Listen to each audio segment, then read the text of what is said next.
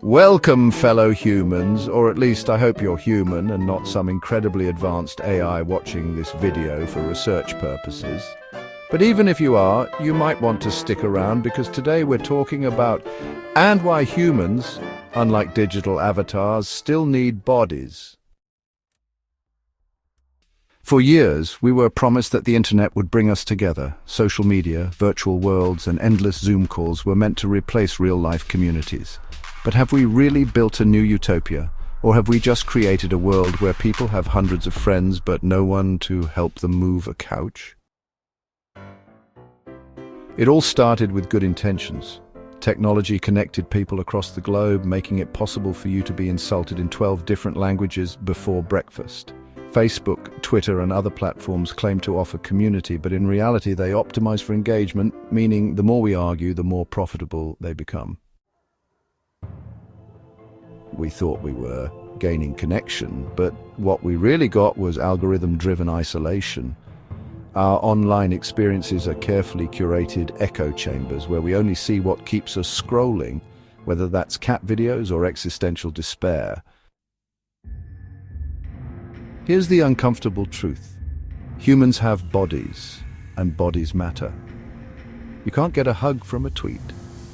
A virtual handshake doesn't trigger oxytocin, and no matter how many emojis you send, they won't cook you a warm meal when you're sick. Real-world communities are built on shared experiences, helping a neighbor, going to a local cafe, attending a protest. But online, community often becomes something less tangible. You might have a group chat with people who share your interests, but can you count on them when life throws you an actual crisis? Tech giants understand that people crave connection, so they sell the illusion of it. Platforms claim they're creating communities, but they're really harvesting data, emotions, and time. They convince us that liking a post is the same as supporting a friend, or that a viral hashtag is the same as activism. Ever wonder why Facebook calls it a friends list? Even though half the people on there wouldn't recognize you in a supermarket. It's because community sells, even when it's just pixels on a screen. So what do we do? Do we abandon the internet and live in forests like digital hermits? Tempting but unrealistic.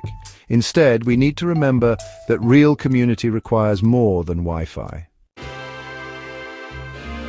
Invest in local relationships. The people who live near you are more likely to help in a crisis than an online acquaintance. Use tech to facilitate, not replace, real-world interactions. Organize meetups, game nights, study groups, anything that involves actual human presence. Beware of performative online activism.